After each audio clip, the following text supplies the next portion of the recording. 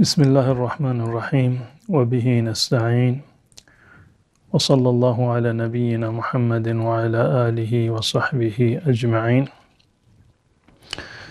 دوستان و عزیزان گرانقدر، السلام علیکم و رحمت الله و برکاته. امیدوارم که هر کجا تشریف دارید در زیر سایه لطف و رحمت و انعام الله متعال باشید و الله متعال توفیق طاعت به من و شما اطاعت بفرماید و طاعات و عبادات همه من و شما را به بارگاه خود بپذیرد.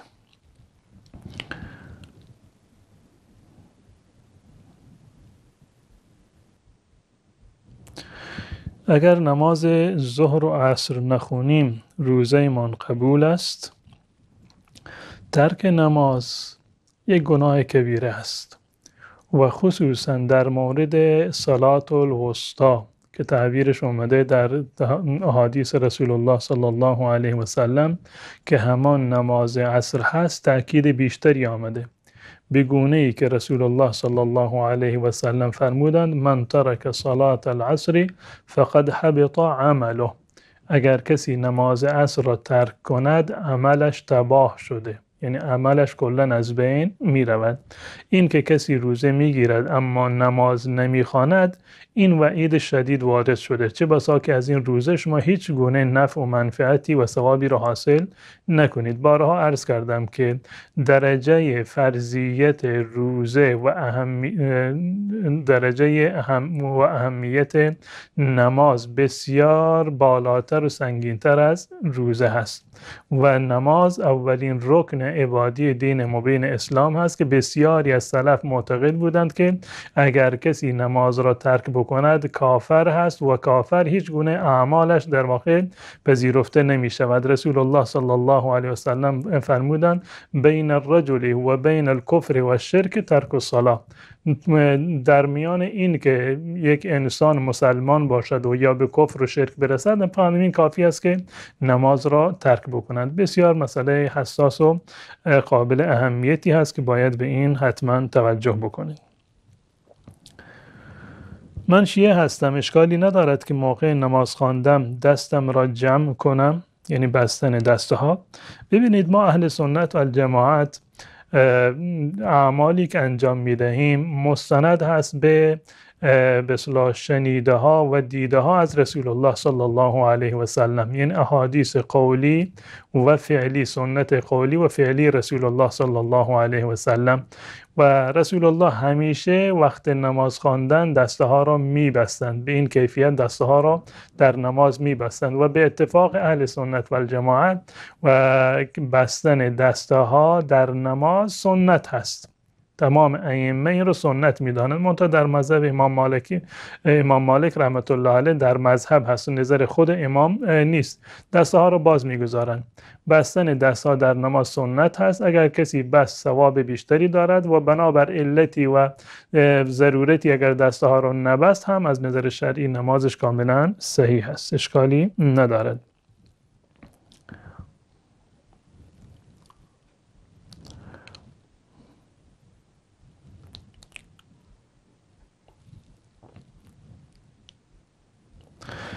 استاد من در نماز حواس پرتی دارم، چه کنم؟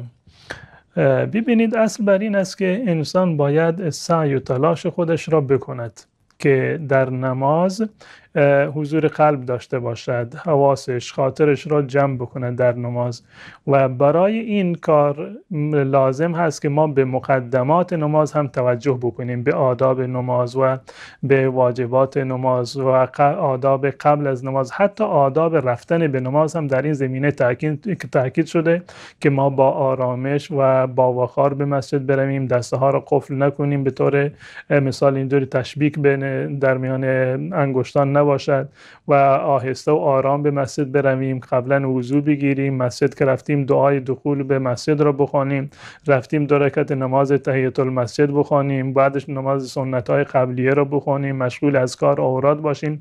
تمام این مراحل را وقتی که ما انجام بدهیم، یعنی این که ما از محیط بیرون خودمان کم کم لحظه به لحظه و قدم به قدم داریم فاصله میگیریم به الله متعال، در واقع نزدیک میشویم و ذهن ما کم کم اون صحنه‌های قبل رو دارد ترک میکند و آرامش قلب ما در نماز بیشتر میشود. این طبیعی هست که شما به طور مثال سر تماشای برنامه فوتبال نشستید و نمیدونم یک فیلم وحشتناک و ترسناکی رو دیدید یا یک فیلم نمیدونم صحنه‌داری رو دیدید، بعد از این وقت نماز میشود بلند میشید الله اکبر نماز رو شروع میکنید. خب طبیعی است که تمام اون چیزی رو که دیدید و شنیدید در ذهن شما مرور میشود. یا وقتی که نماز میخوانید دور و برتون شلوغ هست، سر و صدا هست و موارد زیادی وجود داره که ذهن شما رو به خودشون به اصطلاح جلب میکنند. خب این طبیعی هست که شما در این زمینه در نماز خودتان حضور قلب زیادی نداشته باشید و تا جایی که ممکن هست سعی بکنید که این موارد رو کم بکنید و در نماز هم به اذکار نماز، به قرائتی که در نماز میخوانید، به حالتی که در اون به حالت نماز هستید، ذهنتون رو به این متمرکز بکنید، نگاهتون رو قفل بکنید به سجدگاه خودتان. انشالله که به اصطلاح نماز شما بهتر خواهد شد و بهتر میتوانید که این وساوس و حواس پرتی رو کم بکنید. نماز جماعت همراه خانواده، پدر و مادر، خواهر، برادر بخوانم مشکلی که ندارد. نه، هیچ گونه مشکلی ندارد. یک خانواده در منزل می توانند که با همدیگر نماز بخوانند، نماز جماعت بخوانند. الان پدر یا امام بشود، یکی از پسران و امام بشود و خانم‌ها پشت سرشون نماز بخوانند. مردها در یک صف، مردها و پسرها در یک صف، زنان و دختران در یک صف دیگر پشت سرشون نماز جماعت بخوانند. هیچ گونه اشکال شرعی در این زمینه وجود ندارد. آیا کسی در رمضان بمیرد بهشتی است؟ ببینید، برای بهشتی بودن یا جهنمی بودن معیار ایمان و عمل صالح است، نه این که انسان کجا بمیرد و چه زبانی بمیرد. الله متعال در آیات متعدد این رو بیان کرده: و بشر الذین آمنوا و عملوا الصالحات جنات تجری من تحتها الانهار، که آنهایی را که ایمان آوردند و عمل صالح انجام دادند به آنها مژده بده که برایشون بهشتهایی هست. یعنی کسانی که ایمان داشته باشند و عمل صالح انجام داده باشند، اینا در واقع مورد رحمت الله متعال قرار میگیرند و بهشتی هستند. صرف این که انسان در رمضان بمیرد یا نمیدونم در فلان روز بمیرد، این نشانه این نیست که فلانی بهشتی هست یا بهشتی نیست. و نقطه دیگر این که من به عنوان یک انسان یا حتی هر کسی در یک هر حدی باشد غیر از رسول الله صلی الله علیه و سلم اجازه ندارم، حق ندارم که حکم بکنم که فلانی بهشتی هست فلانی جهنمی هست. من از کجا میدانم که چه کسی بهشتی هست و چه کسی جهنمی هست؟ ولی اینکه پرهیزگارترین انسان باشه در روی زمین، من حق ندارم که بگم این بهشتی هست. حتی اگر فرض کنیم کودکی باشه، در زمان رسول الله صلی الله علیه و سلم یک کودکی وفات کرده بودن، حضرت عایشه گفت که خوش به حالش، از گنجشک‌های بهشت هست. رسول الله صلی الله علیه و سلم فرمود تو از کجا میدونی؟ چرا حکم میکنی چیزی را که در مورد چیزی قضاوت میکنی که فقط الله متعال آن را میداند؟ این حق الله متعال است، این حق من نیست که بگم فلانی بهشتی هست یا فلانی در واقع جهنمی هست. اما ورود به بهشت معیارش ایمان و عمل صالح است. هر کسی که ایمان و عمل صالح داشته باشد انشاءالله نهایتا وارد بهشت می شود. و در مورد کسی که در ماه رمضان فوت بکند، این گونه نیامده که هر کسی در رمضان بمیرد بهشتی هست. این برمیگرده به این که به عملش برمیگردد، به عمل. روایتی هست در مسند امام احمد رحمت الله علیه که این نقل شده که رسول الله صلی الله علیه و سلم فرمودند: من صام یوما ابتغاء وجه الله و ختم له بها دخل الجنه. اگر کسی یک روز را برای رضای الله متعال روزه بگیرد و با همان روزه از دنیا برود، یعنی خاتمه عملش همان روزه باشد، این وارد بهشت می شود. یعنی این که بستگی داره به این که روزه بوده، نه به این که در رمضان مرده. خود این که انسان در رمضان بمیرد فضیلت چندانی ندارد. خب بسیاری از انسانهای کافر و فاسق و گناهکار در رمضان میمیرند، این دلیل بر فضیلت نیست. اما به صورت کلی ماه رمضان ماه رحمت هست، ماهی هست که الله متعال درهای رحمت خودش را بیشتر گشوده و اگر انسان مسلمانی در حالت روزه با زبان روزه چه در رمضان و چه در غیر رمضان وفات بکند، انشاءالله این فضیلت شامل حال او خواهد بود و یکی از مژده‌هایی هست که رسول الله صلی الله علیه وسلم به این زمینه داده. اما معنیش این نیست که هر کسی در رمضان وفات کرد در حالت روزه وفات کرد بدون حساب و کتاب به بهشت می رود. مادری که به بچهش شیر میده و روزه هست و شیرش کم میشه آیا گناه هست؟ نه، گناهی نیست. اگر بچهتون به اندازه‌ای هست که به اصطلاح شیرتون کفایت میکنه، گشنه نمیمونه و نهایتاً یعنی بهش میرسه، گرچه این مقداری گرسنه باشه شما روزه گرفتید، از نظر شرعی شما گناهکار نیستید. اما اگر خیلی زیاد هست به گونه ای که مثلا اگر روزه بگیرید مثلا شیرتون خیلی کم میشه، بچه در طول روز گریه میکنه، در این صورت شما میتوانید که افطار بکنید، یعنی این که روزه نگیرید و بعد از رمضان که بچهتون به اصطلاح بزرگتر شد و مثلا غذای مکمل دیگری میتونست که استفاده بکنه، بعد از آن غذا این روزه ها رو بیاورید. واسمون دعا کنید، مشکل بزرگی داریم. الله متعال مشکل شما رو حل بکنه. انشاءالله که همه دعا میکنیم که الله متعال هر کسی را که مشکلی دارد، گرفتاری دارد و الله متعال مشکلات و گرفتاری همه رو حل بفرماید. آیا بعد از غسل وضو واجب است؟ نه، بعد از غسل وضو واجب نیست.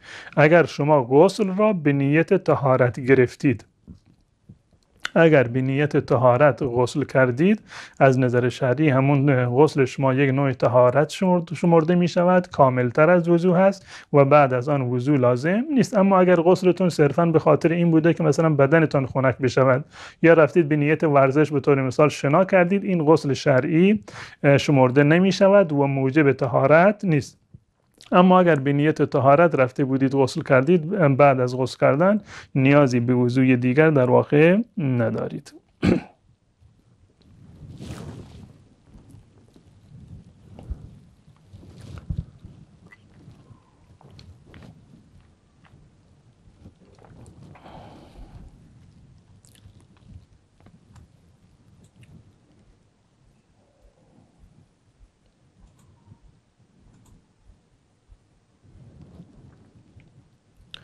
خیلی دندان درد باشیم یک روز روزه نگیریم گناه دارد؟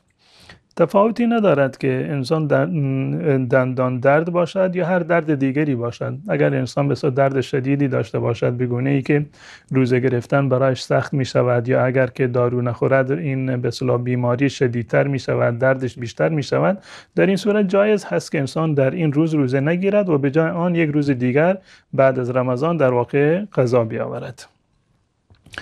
من کسی را خواهرم میگویم، آیا جایز است با دخترش ازدواج بکنم؟ پس اینطور ماشاءالله کار خودتون رو خوب بلدید. من یک پیشنهاد دیگری به شما دارم. اگر که دلتون برای این خواهرتون یا خواهر به اصطلاح سوخته، شما با خود همین خواهر، البته اگر شوهری ندارد، ازدواج بکنید و دخترش را بگذارید که با یک کسی دیگر که هم سن و سالش باشد در واقع ازدواج بکند. و حکم شرعی این است که با خواهر گفتن یا برادر گفتن که یکی راه بگی خواهرم یا بگی برادرم، کسی محرم نمی شود، خواهر و برادر نمی شود.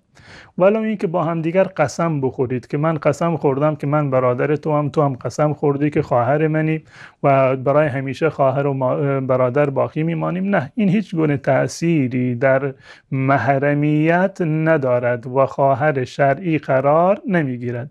ما فقط دو نوع خواهر شرعی داریم، دو نوع خواهر و برادر شرعی داریم، اضافه بر آن چه قسم بخورید، چه محضر بروید و چه امضا بکنید و چه عهد و پیمان ببندید، خواهر و برادر شمرده نمیشوید. خواهر و برادر یعنی این که دو نفر از یک پدر و مادر باشند. این یا خواهر و برادر در واقع نسبی باشند. نسبی به این معنی که هر دو از یک پدر و مادر باشند، یا این که هر دو از یک مادر باشند پدراشون متفاوت باشه، یا از یک پدر باشند و مادرانشون متفاوت باشه که اینها در واقع خواهر و برادر نسبی هستند. یا این که خواهر و برادر شیری باشند، این دو نفر، این دختر و پسر از یک زن دیگری شیر خورده باشند یا از مادر یکی از اونها شیر خورده باشند، اینها از نظر شرعی میشوند خواهر و برادر یکدیگر، اینها با هم دیگر محرم هستند. اما غیر از این شما یک کسی را خواهر خودتون بخوانید و عهد و پیمان بکنید که خواهر و برادر هستیم، یا کسی را برادر خودتان بخوانید، به اصطلاح محرمیت ثابت نمی شود. شما خواهر و برادر یکدیگر نیستید، حکم نامحرم را دارید، به این معنی که خلوت کردن با همدیگر، سفر رفتن همدیگر، بگو بخند و حرفهای بی رفت زدن دیگه از نظر شرعی برای شما جایز نیست. بله، برای شما اگر خواستید میتوانید که با این خواهرتون که به اصطلاح میگی خواهرم هست با این ازدواج بکنید، یا اینکه نمیدونم اگر شوهری داشت خواستید مثلا با دخترش هم ازدواج بکنید، از نظر شرعی مانعی وجود ندارد.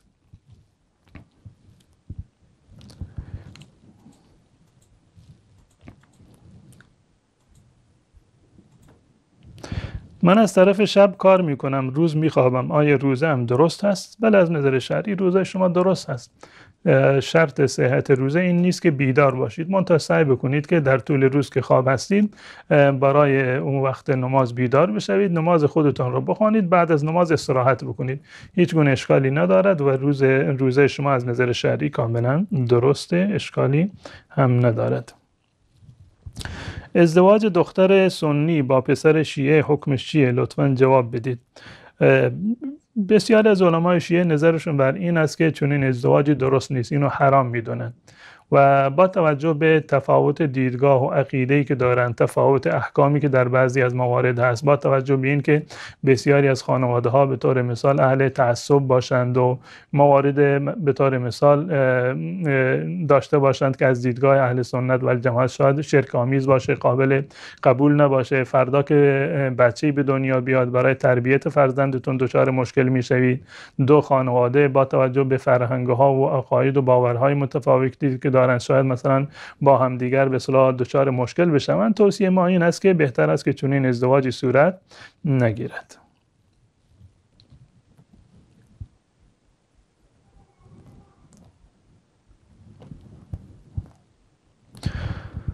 اگر خاک مرده را با خود داشته باشیم گناه دارد؟ مثلا اگر داخل گردنبند خود داشته باشیم، این جایز نیست که خاک مرده را شما یعنی با خود داشته باشید. این در واقع یک نوع بی‌حرمتی میت هست که شما میت را مثلا چه کار بکنید؟ بروید بسوزونید، نمیدونم پودر بکنید، اون پودر رو بردارید مثلا با خودتون داشته باشید، یا اینکه مثلا بروید قبرش رو به طور مثال یعنی نبش قبر بکنید، خاکش را بیرون بکنید. این یک نوع بی‌حرمتی به میت هست و از نظر شرعی چون این چیزی جایز نیست و رسول الله صلی الله علیه و سلم فرمودند حرمت شکستن استخوان میت مانند حرمتی هست که زمانی که زنده بوده. این یک نوع بی‌حرمتی به میت در واقع شمرده می شود و از نظر شرعی بی‌حرمتی به میت کردن از نظر شرعی جایز نیست. و هم از این که اگر که فرض بکنیم که از اون مواردی به اصطلاح باشه، از اون خاکی که همراه با انفجارات به اصطلاح بشری بوده یا مثلا خون و بقیه موارد بوده که این در واقع هم حکم نجاست را دارد و همین که در واقع یک نوع بی‌حرمتی به میت هست و از نظر شریعت اسلامی چون این چیزی جایز نیست. آیا کسی که سنگ‌کلیه و فشار خون دارد روزه درست هست یا نه؟ اگر میتواند روزه بگیرد و به اصطلاح زیاد اذیت نمی شود، بهتر این است که روزه بگیرد. اما اگر به صورت کلی بیماریش در حدی هست که کلا نمیتواند روزه بگیرد یا خیلی اذیت می شود، خیلی درد می کشد، در این صورت اجازه دارد که روزهش را بخورد و بعد از رمضان اگر خوب شد روزه بگیرد و اگر که برای همیشه این بیماریش ادامه دارد میتواند که باید که به جای آن فدیه بدهد. در مقابل هر روزی که نتوانست روزه بگیرد به یک مسکین غذا بدهد.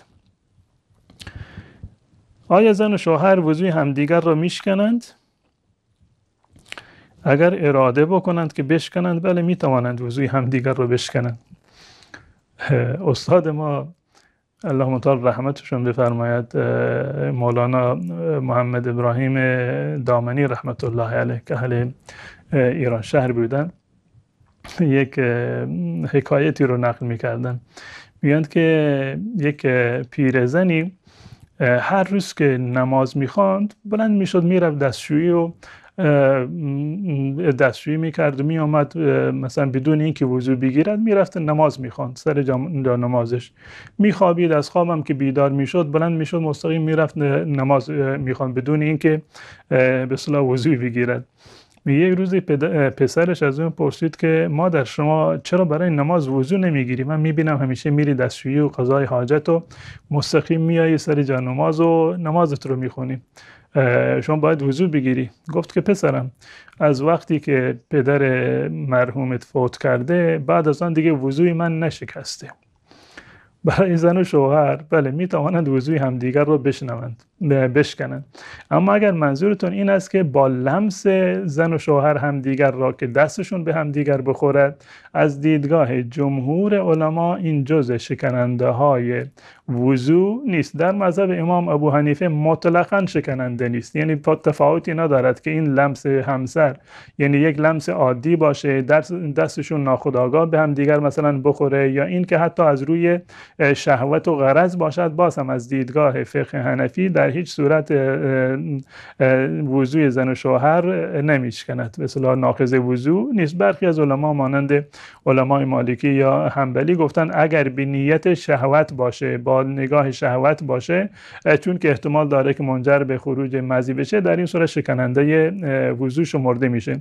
امام شافعی رحمت الله علیه در مذهب ایشون مطلقاً شکننده هست، مطلقاً دست زدن به زن و شوهر که هم دیگر را دست بزنند از دیدگاه فقه شافعی این رو جز شکننده های وضو در واقع شمردند و استدلال میکنند از آیه قرآن در سوره نساء که او لامستم النساء، این لامستم النساء را که جمهور علما در واقع به معنی همبستری برداشت کردن و معنیش هم همین از قول راجح همین است. در مذهب شافعی فقهای شافعی گفتند که این عمومی هست، یعنی هم برای لمس هست یعنی مجرد دست زدن و هم برای به اصطلاح همبستری، در هر صورت این در واقع جزء شکننده ها هست، البته برای همبستری که همون بحث غسل واجب می شود.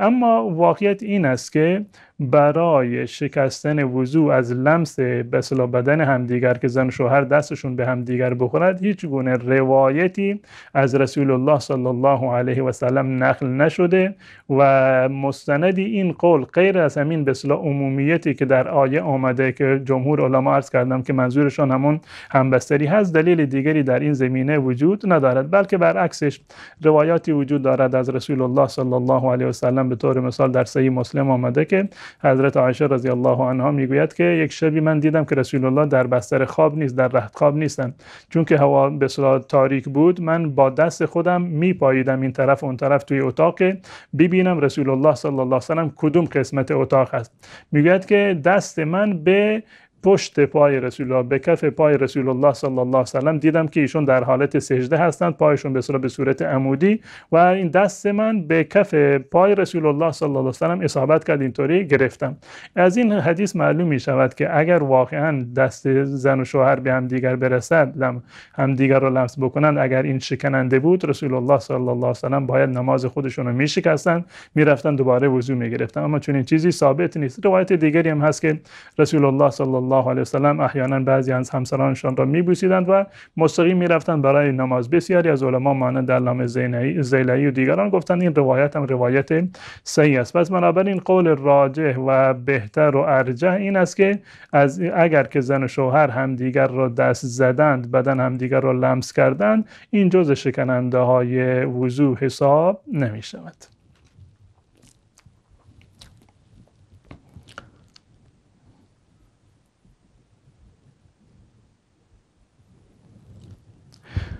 معاینه زنانه روزه را باطل می کند؟ نه، معاینه زنانه به اصطلاح کسی مجبور باشه در ماه مبارک رمضان به دکتر برود و دکتر اون رو معاینه بکند، این جزء شکننده های روزه شمرده نمی شود. نه به معنی خوردن و آشامیدن هست و نه به معنی بقیه شکننده های روزه، هیچ گونه به اصطلاح تأثیری در روزه ندارد و روزه کاملا صحیح است.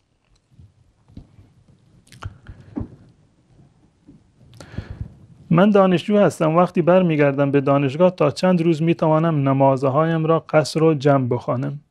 شما بعد از اینکه برگشتید دیگه نمیتوانید که نمازهایتون را قصر و جمع بخوانید. بعد از اینکه برگشتید شما در اون شهری که دانشگاه شما هست، در اونجا شما مقیم هستید. در اونجا شما مقیم هستید و باید نماز را کامل بخونید. مگر این که شما مثلا به طور مثال می روید به اون شهری که دانشگاهتون هست، به طور مثال در هفته فرض کنیم که 4 روز مثلا درس دارید، به نیت 4 روز یا 5 روز یا 1 هفته در اونجا می روید و می خواهید آخر هفته دوباره برگردید. بله، در این صورت شما مسافر هستید، می توانید که به اصطلاح یعنی نماز رو قصر بخوانید در این صورت. اما اگر این گونه هست که شما در اونجا مقیم هستید، الان می روید به طور مثال یک سری که رفتید در اون شهری که دانشگاهتون هست، به طور مثال 1 ماه 2 ماه 3 ماه یا 1 ترم در اونجا هستید، آخر ترم برمیگردید، در این صورت شما به محض این که به اون شهر رسیدید در واقع شما مقیم هستید. اون شهری که محل تحصیل شما هست اون اقامتگاه دوم شما هست. اقامتگاه اصلیتون، شهر اصلیتون همون شهر زادگاه خودتون هست و اقامتگاه دومیتون همون جای تحصیلتون هست. در این صورت نباید که نماز و قصر رو جمع بخونید. اما عرض کردم که اگر که یک سفر گذرا هست، میرید برای چند روز کلاس دارید دوباره برمیگردید، بله در این صورت جایز هست که شما نماز رو قصر بخونید و اگر در مسیر حرکت بودید و لازم بود میتوانید که جمع هم بخونید.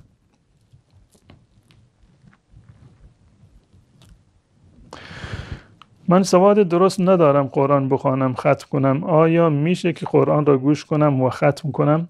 بله، هیچ گونه اشکالی نداره. شما که نمیتوانید تلاوت بکنید حداقل استماع بکنید، یعنی قرآن را بشنوید و شنیدن قرآن هم یک نوع عبادت هست. رسول الله صلی الله علیه و سلم با اینکه قرآن بر ایشان نازل شده بود، گاهی وقتی اصحاب را مانند عبدالله بن مسعود دیگران رو میگفتن شما بیایید قرآن بخوانید که من گوش بکنم. خود شنیدن قرآن از نظر شرعی یک نوع عبادتی در واقع شمرده می شود و انشاءالله برای شما یک نوع به اصطلاح عبادت و ختم در واقع شمرده می شود. استاد شما چرا به سوالهای بی ربط پاسخ می دهید؟ من نمیدونم این که ربط داره یا نداره رو کی باید تعیین بکنه. شما باید تعیین بکنی که کدوم سوال یک سوال هست که ربط داره و کدوم بی ربطه. بعضی پیام میدم که سوال مثلا بی ربطه، سوالهای پیشوا افتاده هست، اینه که همه میدونن، چرا میپرسن؟ نمیدونم چرا این سوال پرسیده، چه کسی این سوال پرسیده، اینقدر شما مثلا بی عقلید این سوال رو پرسیدید. ببینید عزیزان من، همه مردم در یک سطح نیستند. کسانی که صدای مرا میشنوند، در برنامه هستند، در لایو هستند، بسیار از اونها کودکان هستند، افراد نوجوانی هستند، زنانی هستند، مردان و انسانهای سال خورده‌ای هستند که تا حالا مثلا برایشون میسر نبوده که احکام شرعی رو از کسی بپرسند. الان فرصت برایشون مهیا شده، میخوان سوال شرعی خودشون را بپرسن. هر سوالی ولو این که از دیدگاه من یا شما بی ربط باشه، نمیدونم مسئله خیلی پیش پا افتادی باشه، برای اون کسی که برایش مهم هست یک مسئله حیاتی هست، یک حکم شرعی هست. بیاد یک روایتی افتادم در این زمینه که در صحیح مسلم هست و حضرت سلمان فارسی رضی الله تعالی عنه، یکی از ایشان به عنوان اعتراض از یهود گفت که حالا این پیامبر شما اومده همه چیز رو به شما دیگه یاد میده. در روایت اومده حتی القراءه به معنی دستشویی رفتم، البته همون معنی به اصطلاح رکیک و به اصطلاح بی پرده است، حتی همون هم به شما یاد میده. حضرت سلمان رضی الله تعالی عنه گفتن بله، رسول الله صلی الله علیه و سلم حتی همون دستشویی کردن به تعبیر عامیانه اونم به ما رسول الله صلی الله علیه و سلم به ما یاد داده.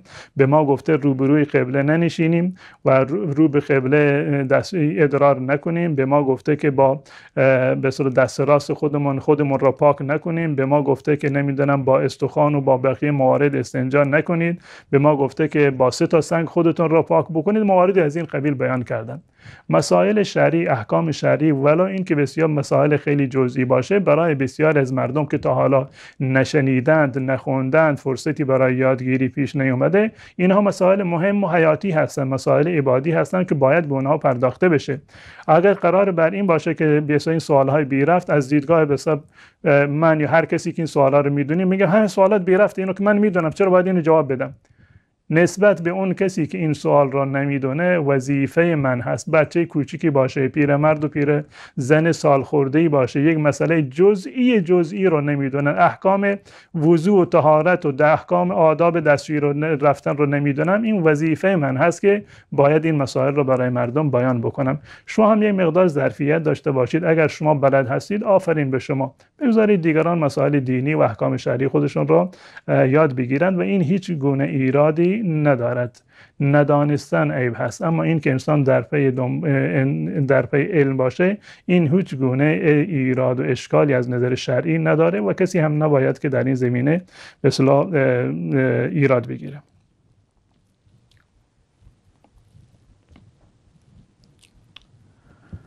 لاک روی پا گناه هست؟ لاک فرق نمیکنه، لاک ناخن که ناخن دست باشه یا ناخن پا باشد، این چون که یک لایه اضافی بر روی بدن بر روی ناخن ایجاد میکند و این لایه مانع رسیدن آب به اصل بدن میشود، این جزء موانع صحت وضو هست.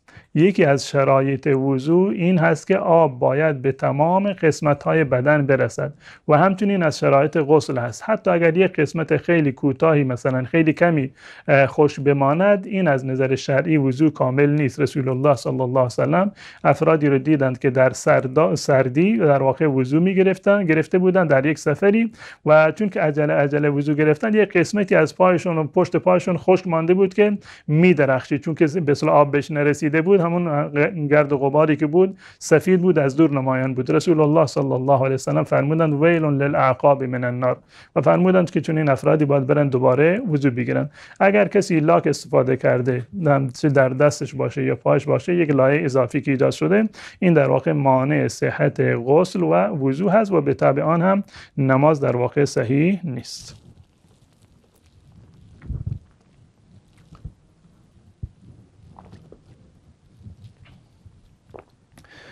بو کردن چیزی روزه رو باطل می کند؟ نه، این که انسان بویی به مشامش برسد الان تفاوتی نداره که بوی به اصطلاح خوشی باشد یا بوی بدی باشد. صرفا این که یک بویی به مشام انسان برسد، این از نظر شرعی بوی عطری باشه موارد دیگر، این جزء شکننده های روزه در واقع شمرده نمی شود. آیا مزه کردن غذا هنگام روزه‌داری گناه است؟ نه، گناه نیست. به قدر ضرورت می توانید بچشید، اگر لازم شد می توانید بچشید، به شرط اینکه آب دهانتان را فرو نبرید. آیا اگر در حالت روزه مریض بشی میشه که سرم و آمپول بزنی و روزه باطل می شود؟ بله، با آمپول یا با سرومی که قطعا این گونه است که جایگزین آب و غذا برای بدن می شود و بدن را از آب و غذا به اصطلاح بی‌نیاز می کند و آب بدن را تأمین می کند، اینا جزء شکننده های روزه حساب می شوند. اگر آمپول عضلانی باشه که غیر مغذی هست، جایگزین آب و غذا برای بدن نباشه، در این صورت اشکالی ندارد و جایز هست. کسی روزه هست نمیداند چیزی بخورد روزش باطل هست؟ نه، اگر که نمیداند یعنی نادانسته یک چیزی خورد و نوشید، از نظر شرعی روزش درسته. شما یادتان نبود یک لیوان آب خوردید، غذای خوردید، یک میوه‌ای رو مثلا دیدید خوردید و بعد از این که خورده بودید بیادتان آمد که من روزه بودم، این از نظر شرعی روزه شما نشکسته و روزهتون کاملا صحیح هست و قضای آن هم لازم نیست.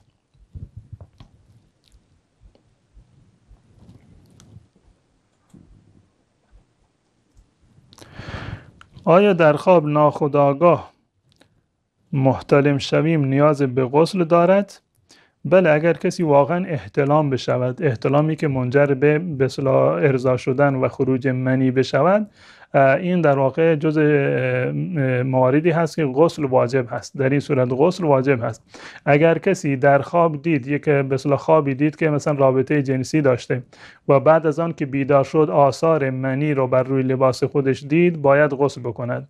اگر خواب دیده بود و بر روی لباسش وقتی بیدار شد هیچ اثری ندید، در این صورت به اصطلاح غسل لازم نیست. در صورتی که آثاری از احتلام نباشه، آثاری از ارضا شدن نباشد غسل واجب نیست. در دو صورتی که اگر خواب ببیند و آثار احتلام را ببیند غسل واجب هست، و اگر خواب ندید و خود یعنی یادش نیست که خوابی دیده، اما وقتی که بیدار شد دید که مثلا لباسش آغشته به منی هست، در این صورت هم غسل واجب هست. اما اگر آثاری از منی نبود در این صورت غسل واجب نیست.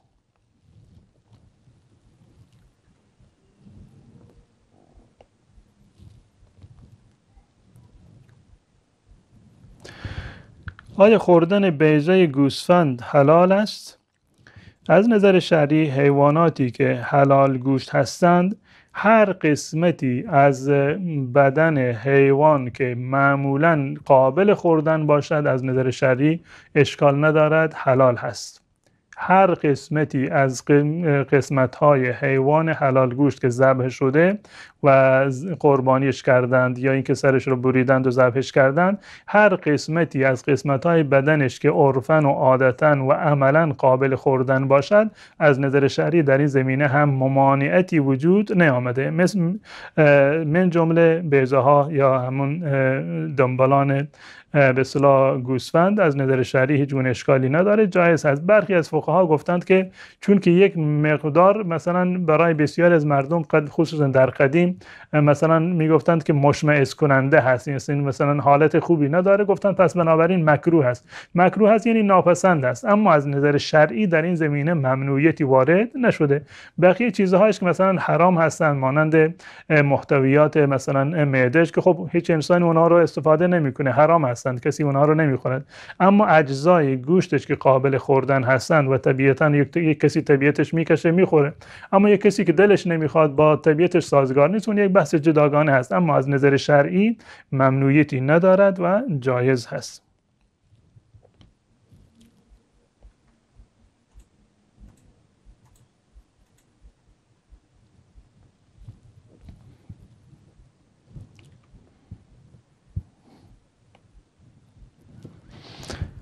آیا فحش دادن روزه را باطل می کند؟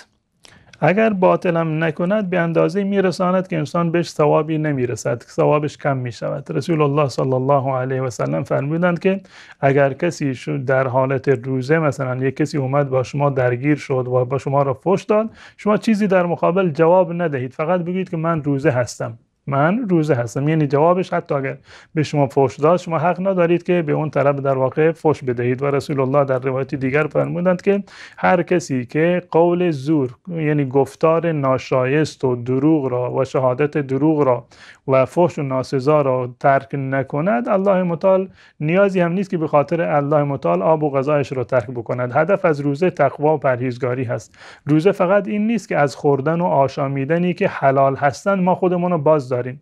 آب حلال هست، غذا برای شما حلال هست، شما به خاطر الله متعال در زمان روزه همین چیزی را که حلال هست اینو نمیخورید چون که روزه هستید. چگونه در همین ماه رمضان با اینکه از حلال الهی روزه هستید میروید کار حرامی را انجام میدهید؟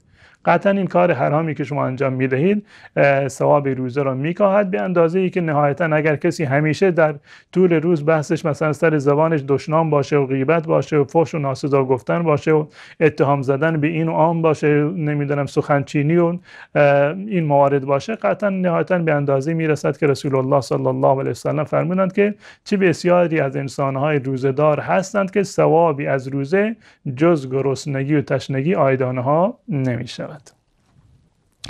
از چه سنی روزه فرض می شود؟ از زمانی که انسان به سن بلوغ برسد. دختر و پسر هر وقتی که به سن بلوغ رسیدند، به سن احتلام رسیدند، مثلا به طور مثال پسر یا دختر احتلام شدن در خواب، یا این که موی زائد بدنشان مثلا رشد کرد، یا این که فرض کنیم که دختر عادت ماهیانه شروع شد، از نظر شرعی اینها جز نشانه های بلوغ هستند و بعد از آن باید روزه بگیرند. اما اگر که به سن 15 سالگی رسیده بودند و این علامات یعنی به تأخیر افتاده بود و ظاهر نشده بود، بعد از 15 سالگی مکلف هستند، بالغ هستند، باید نماز روزهش خودشون رو کامل بکنند. آیا شیر الاغ و کرم آن حرام است؟ در مورد شیر الاغ این بستگی داره به اصطلاح خود گوشت الاغ. از نظر حکم شرعی شیر هر حیوانی در واقع حکم گوشت آن را دارد.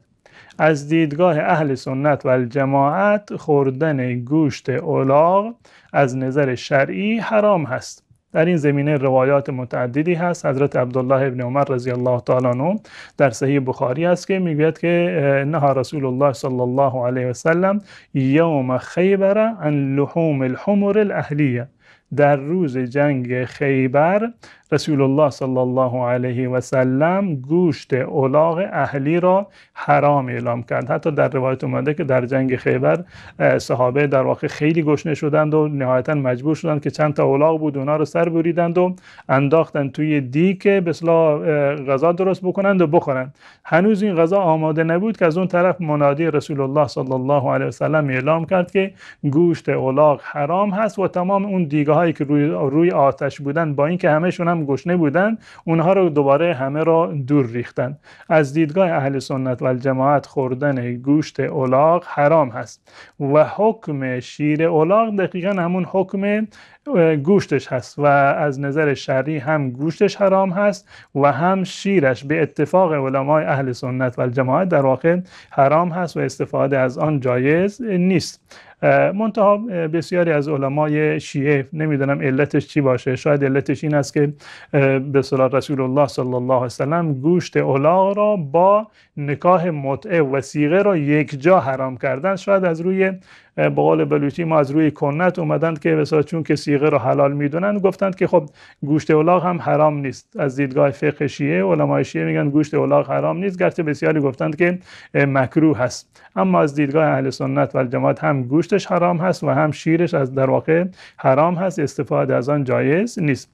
منتها استفاده کردن از به اصطلاح کریمی که به اصطلاح بالفرض از شیر الاغ درست شده باشه، تهیه شده باشه، اولا تبلیغاتی که در این زمینه می شود که نمیدونم فلان خاصیت را دارد، چون این و چنان هست، فواید زیادی دارد، اینا بیشترشون دروغ هست، واقعیت نداره. اولین باری که این کار رو کردن آلمان ها اومدن تبلیغاتی رو به راه انداختند و مقدار زیادی از شیر رو نمیدونم شیر خشک مثلا الاغ ها را صادر کردن برای ترکیه، برای از فریب اذهان عمومی اومدن یک سری تحقیقات نشده ای رو اعلام کردند که نمیدونم چنین و چنان در واقع فوایدی دارد که بیشترشون در واقع دروغ است. حالا بالفرض این که واقعیت داشته باشد، اگر که یک پمادی باشه برای نمیدونم بیماری های پوستی به طور مثال قابل استفاده باشه، یا فرض کنیم که یک موارد دیگری باشه، کرم به اصطلاح شیر الاغ، اصل بر این است که انسان استفاده نکند. عرض کردم که جمهور فقها نظرشون بر این است که از حرمتی که گوشت الاغ دارد نجاست رو هم برداشت کردند، یعنی حرمت رو گفتند که مساوی با نجاست است. بهتر و اولاتر است که انسان از این گونه موارد استفاده نکند. حالا اومدیم و بالفرض یک کریمی بود، حالا من نمیدونم که واقعا همچین کریمی وجود داره که جایگزین دیگری نداشته باشه، مشابهش وجود نداشته باشه، با همین فواید و تاثیرات وجود نداشته باشه، بالفرض اگر این گونه باشد بنابر ضرورت انشاءالله که اشکالی ندارد.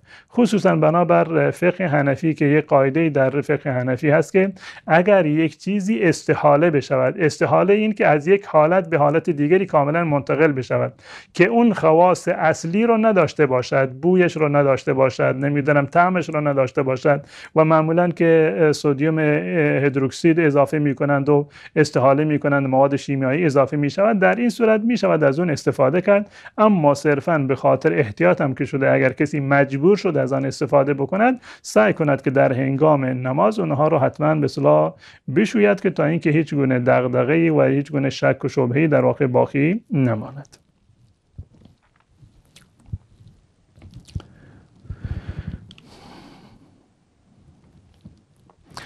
آیا رمضان اولش رحمت و وسطش مغفرت و آخرش نجات از آتش دوزخ، آیا این درسته؟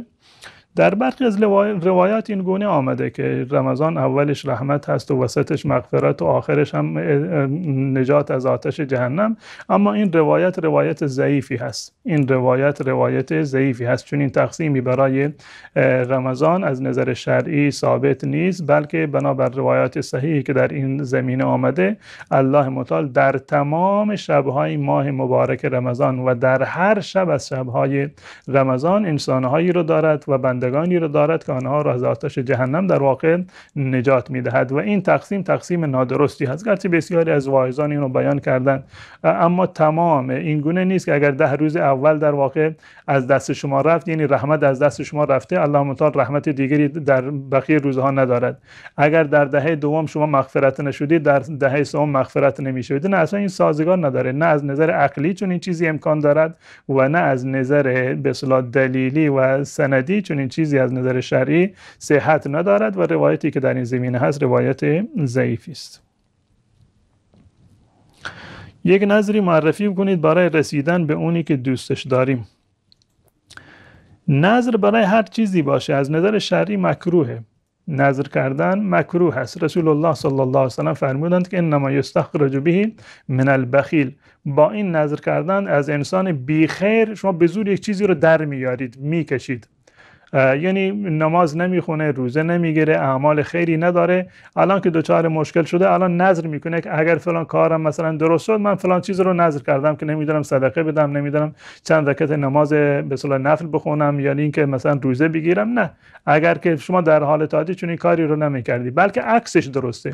یعنی این که انسان در حالتی که مشکل نداره اعمال خیر انجام بده، یک خبیئه خیری، یعنی یک کار خیری که مخصوص خودتان باشه، کسی دیگر اون اطلاع نداشته باشه، یعنی گمنام اون انجام بدید، کسی خبردار نشود. وقتی که دچار مشکل شدید به اون عمل صالحتون توسل بکنید، به اون عمل صالحتون توسل بکنید. بگید پروردگارا تو میدانی که من فلان کار خیر را، فلان صدقه را، فلان کسی رو که مشکل داشت مشکلش را به خاطر رضای تو من حل کردم. پروردگارا الان من به خاطر این عمل خالصانه من این مشکل رو مرا حل بکن. این روش توسل به اعمال صالحه بهترین روش است.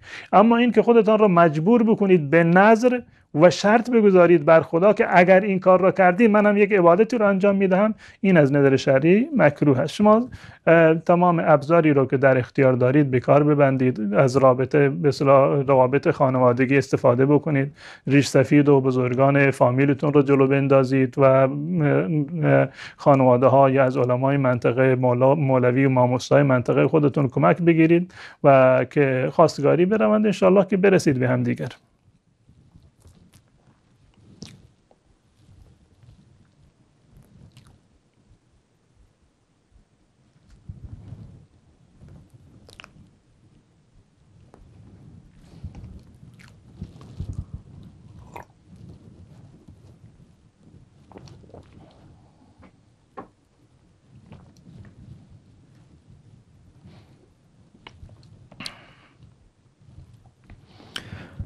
طریقه نماز شکر چگونه است؟ والا من تا حالا چیزی به نام شکر نشنیدم. ما در اسلام چیزی به عنوان نماز شکر که یک کیفیت خاصی داشته باشه، رکعات خاصی داشته باشه، قرائت خاصی داشته باشه، ما چیزی به نام شکر نداریم. چیزی به نام شکر، نماز شکر در شریعت اسلامی وجود ندارد. بله، سجده شکر داریم. سجده شکر داریم که انسان وقتی که یک خبر به اصطلاح خوبی بشنود، یک مژدگانی بشنود، در این صورت مثلا این سجده شکر رو به جا بیاورد. این از نظر شرعی اشکالی نداره. در سنن ابو داود و ترمذی نقل شده که رسول الله صلی الله علیه و سلم وقتی که یک امری به اصطلاح خوشحال کننده به ایشان اطلاع داده میشد، یک اتفاق خوشحال کننده می افتاد یا به ایشان کسی مژده میداد، خر ساجدا شاکرا لله، رسول الله صلی الله علیه و سلم برای شکر الله متعال به سجده می افتادند. این از نظر شرعی اشکال داره، اما چیزی به عنوان نماز شکر ما در واقع نداریم. و نقطه دیگری که برای سجده شکر در واقع هست، نظر اکثر علما این است که بسیاری از سلف میگویند که برای سجده شکر شرایط نماز لازمی نیست. یعنی شرایطش مثل نماز نیست. برای نماز به طور مثال ستر عورت لازم هست که حتما باید بدن کاملا پوشیده بشود، وضو گرفتن لازم هست، رو به قبله بودن لازم هست. برای سجده شکر و همچنین سجده تلاوت این چیزها لازم نیست. یعنی اگر کسی در یک زمانی بود که به طور مثال اصلا وضو نداشت و معمولا این گونه بوده، رسول الله صلی الله علیه و سلم در این روایت عرض کردم هر وقتی که خبری میشنیدند، خبر خوشحال کننده ای، به سجده می افتادند. خب معمولا صحابه هم این کار رو انجام میدادند و بسیار از اونها شاید مثلا وضو نداشته باشند و شرایط سجده سهو با شرایط نماز فرق می کند. یعنی اگر بدون وضو بود یا اصلا به طرف غیر قبله بود، یعنی اصلا رو به طرف قبله نبود، به یک طرف دیگر بود، یا اینکه فرض کنیم یک مردی یا خانمی مثلا حجابش مثلا کامل نبود و عورتش مثلا که تمام بدنش پوشیده نبود، از نظر شرعی اشکالی نداره. سجده شکر مثل نماز نیست، نه تکبیر دارد، نه قیام دارد، نه تشهد دارد، نه سلام دارد، هیچ کدام از شرایط نماز رو در واقع ندارد. گرچه بسیار از علما معتقد هستند که شرایطش مثل شرایط نماز هست، مانند شوافع نظرشون بر این است که حکم سجده شکر مانند حکم نماز هست. یعنی اون شرایطی که برای نماز لازم هست اینو برای سجده شکر هم لازم میدونن. اگر انسان وضو داشت میتونه به طرف قبله سجده بکند، این اولتا رو بهتر هست. اما اگر این شرایط فراهم نبود، باز هم از دیدگاه بسیار از علمای سلف هیچ گونه اشکالی ندارد. حتی در حالت بی‌وضویی، در حالت غیر قبله، اگر کسی این سجده شکر رو به جا آورد، هیچ گونه ممانعتی و اشکال شرعی ندارد.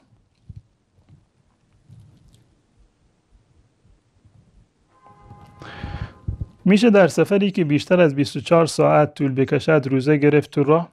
بله می شود روزه گرفت. اگر کسی توانایی روزه را دارد، در سفر مثلا برایش خسته کننده نیست، برایش مثلا سخت نیست، می تواند روزه بگیرد. بالاتر از 80 کیلومتر شما سفر رفتید و سفرتون به گونه‌ای بود که نیاز بود که روزه نگیرید، روزه خودتان را بخورید، از نظر شرعی گناهی برگردن شما نیست. می توانید که موقتا روزه نگیرید و بعد از ماه مبارک رمضان این روز را در واقع دوباره روزه بگیرید. اما اگر روزه بگیرید این اولاتر و بهتر هست.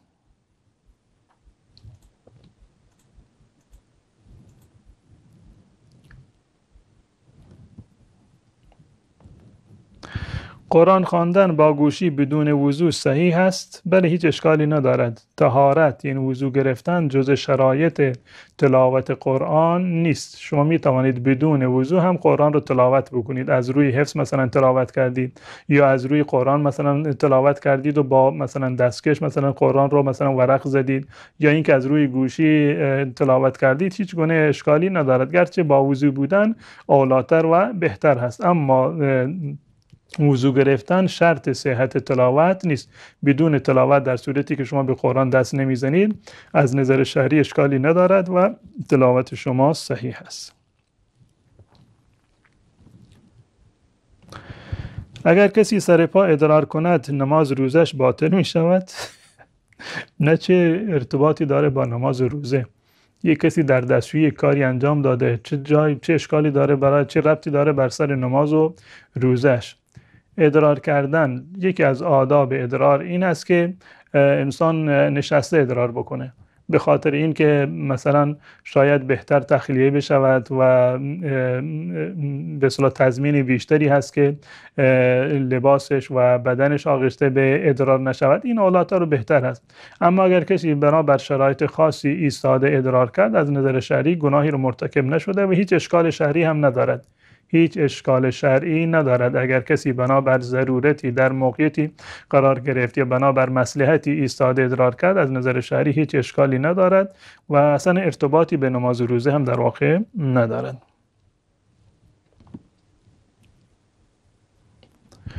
چرا زن مطلقه دوباره نمیتواند با شوهرش ازدواج کند مگر اینکه با مرد دیگری ازدواج بکند؟ ببینید، شرایط طلاق را الله متعال به گونه‌ای قرار داده که تضمینی باشه برای ادامه زندگی. اگر یک فردی واقعا شرایط دقیق طلاق را بداند و آنگونه که به اصطلاح شریعت مقرر کرده طلاق بدهد، هرگز پشیمان نمی شود. اما معمولا 99% کسانی که زنانشون طلاق میدن چون که آیین طلاق رو نمیدونن بعدش پشیمان میشوند و بسیار از اونها راهی هم در واقع نمیتونند پیدا بکنن. در شرایط طلاق از نظر فقه اسلامی این است که طلاق باید در حالت پاکی انجام بگیرد، یعنی زمانی که زن در عادت ماهیانه و پریودی نباشد. این شرط اول. در چنان پاکی باید طلاق واقع بشود که زن و شوهر با همدیگر همبستر نشده باشند، رابطه جنسی برقرار نکرده باشند. چرا؟ به خاطر این که یک مقدار یعنی به همدیگر رغبت بیشتری داشته باشند. مدت به طور مثال 10 روزی هست، مثلا 2 هفته هست که با همدیگر همبسته نشدن، الان زن و شوهر به همدیگر نیاز دارند. اگر با این وجود شوهر بیاد بدون همبستری زنش را طلاق بده، معلوم می شود که حتما یک مشکلی داره که از این گذشته، از این یعنی این منفعت رو مد نظر قرار نداده، باز میخواد طلاق بده. زن رو در وقتی طلاق بدهد که مثلا در حالت نفاس نباشد یا در زمان حاملگی نباشد، بلکه زمانی طلاق بدهد فطلقوهن لعدتهن، زمانی اونها رو طلاق بدهید که عدتشون آغاز بشود، یعنی در حالت به اصطلاح پاکی باشند، با اونها هم بستری نکرده باشید، در حال نفاس نباشند، در زمان بارداری در واقع نباشند. اونم چی؟ اونم باید یک طلاق بدهید. یک مرتبه شوهر به زنش میگه من تو را طلاق دادم. بعد از این یک طلاق تا 3 عادت ماهیانه معادل 3 ماه این زن و شوهر همچنان زن و شوهر همدیگر هستند. بعد از این طلاق اول زن باید خودش رو بیشتر آرایش بکنه، رفتار خودش رو اصلاح بکنه، کارهای خونه رو بهتر انجام بده، خودش رو به اصلاح کاری بکنه که شوهر به اون برگرده، نه اینکه قهر بکنه بره خونه پدر و مادرش. نه، همچنان زن و شوهر همدیگه هستن تا 3 عادت ماهیانه. تا 3 عادت ماهیانه این زن و شوهر و این شوهری که طلاق داره فرصت دارد که بگه نه من پشیمان هستم و دوباره با همدیگر برن زندگی بکنن. نه نکاحی لازم هست، نه مهر جدیدی لازم هست و نه این که ازدواج مجددی با یک فرد دیگری لازم هست. این 3 ماه. بالفرض اومدیم باز هم سازگار شدن، شوهر بعداً چه کار بکنه؟ یک طلاق دیگه دوباره میتونه بده. بعد از چند ماه به طور مثال دوباره یک طلاق دیگه که دوباره مشکل پیش اومد دوباره طلاق بده با همون شرایط قبلی. 3 ماه دیگه باز هم این فرصت دارند که دوباره به اصطلاح همدیگر رو بررسی بکنند، کارهایشون رو به اصطلاح بررسی بکنند، زندگی خودشون رو کاملا نگاه بکنند که میتونن دوباره با همدیگر به اصطلاح زندگی بکنند یا خیر. اگر خواستن دوباره باز هم میتونن بدون هیچ قید و شرطی، بدون هیچ شاهدی دوباره میتونن دوباره به همدیگه برگردن. برای بار سوم اگر شوهر زنش را طلاق داد، یعنی 3 فرصت رو از دست داده. یعنی این که شما با این زن در واقع کاری رو کردی که یعنی احساسات و عاطفش رو کاملا شکستید، نشان دادید که شما نمیتونید با همدیگر زندگی بکنید. در این صورت سوم که 3 طلاق باشه، با این طلاق سوم این در واقع میشود طلاق باین کبرا که زن و شوهر از همدیگر به صورت کلی از هم جدا میشوند و حق رجوعی هم این شوهر ندارد. در این صورت قرآن کریم میفرماید که فإن طلقها فلا تحل له حتی تنکح زوجا غیره. اگر برای بار سوم با این شرایطی که در قرآن و حدیث آمده اگر شوهر زنش را طلاق داد، در این صورت دیگه نمیتونه برگرده. 2 تا فرصت الله متعال به شما داده که برگردید بدون نکاح و بدون مهریه. اما صورت سومش این است که باید این شوهر، این زن میتواند که برود، آزاد هست. الله متعال بهش اجازه داده که بره با هر کسی که میخواهد ازدواج بکند. رفت با یک کسی ازدواج کرد با اختیار خودش، بدون تبانی، بدون این که این زن برای شوهر قبلیش حلاله بشود. حلاله کردن که متاسفانه در بسیاری از مناطق به اصطلاح جاهلی چه عرض بکنم که رواج پیدا کرده، یک نوع بی‌غیرتی هست و از نظر شرعی نکاح حلاله حرام هست. اگر یک کسی زنی را به این نیت که اینو برای شوهرش حلال بکند نکاح بکند، این نکاح باطل هست و رسول الله صلی الله علیه و سلم هم حلال کننده را و هم اون شوهر بیغیرتی را که برایش حلال می شود هر دوتا را نفرین کرده. اگر با تبانی ازدواج بکنند این زن حلال نمی شود، نمی تواند با شوهر قبلیش در واقع ازدواج بکند. این زن اختیار دارد برود هر شوهری رو که خواست ازدواج بکنه. بعداً اگر اتفاق افتاد که با شوهر دومش سازگار نشد، اون شوهر طلاقش داد به اختیار خودش یا اینکه شوهر دومش وفات کرد، بعد از این که این شوهر میتونه با این زن میتونه با شوهر قبلیش ازدواج بکنه. معلوم میشود که اگر بعد از این ازدواج دوباره حاضر شد، با اینکه زن کسی دیگه بوده دوباره حاضر شد که با این زن ازدواج بکنه، معلوم میشه که هنوز در واقع به اون دلبستگی داره و در واقع همدیگر را میخوان. این شرایطی هست که شریعت اسلامی برای حفظ در واقع خانواده این موارد را مقرر کرده. کفاره هر روزه چقدر است؟ کفاره هر روزه، اولا اینو توضیح بدم که بحث کفاره که شما میگید که هر روز چقدر است، این ما دو تا اصطلاح داریم در اینجا. یک اصطلاحی داریم به نام کفاره و اصطلاح دیگری هست به نام فدیه. کفاره و فدیه با همدیگر فرق میکنند. کفاره روزه با فدیه روزه زمین و آسمان با همدیگر فرق میکنند. وقتی که میگیم کفاره یعنی این که یک فردی گناهی رو انجام داده الان باید کفاره بدهد. مانند این که فرض کنیم زن و شوهری روزه بودن، در روز رمضان با همدیگر هم بستر شدن، گناهی رو مرتکب شدن، باید کفاره بدهند. کفارش این است که باید 2 ماه پشت سر هم روزه بگیرند و اگر نتوانستند روزه بگیرند باید 60 مسکین رو غذا بدن. این کفاره هست.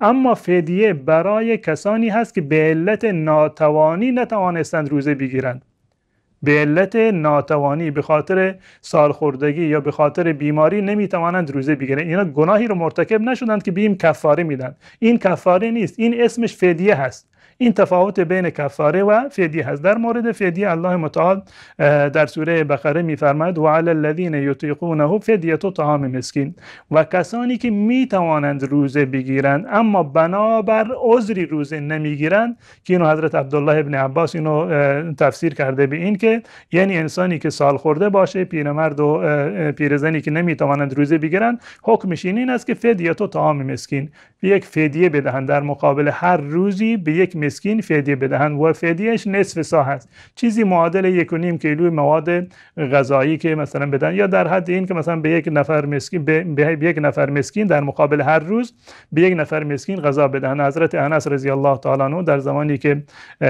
پیر شده بودند در واقع رمضان که میشد 30 نفر رو جمع میکردند و یک مرتبه به همهشون غذا میدادند. این فدیه هست، کفاره نیست. کفاره فقط برای صورتی هست که زن و شوهر در حالتی که روزه باشند با همدیگر هم بستر شده باشند. خب دوستان عزیز و ارجمند، به همین مقدار کفایت میکنیم. تا برنامه دیگر و فرصتی دیگر شما بزرگواران رو به الله متعال میسپارم و السلام علیکم و رحمت الله و برکاته.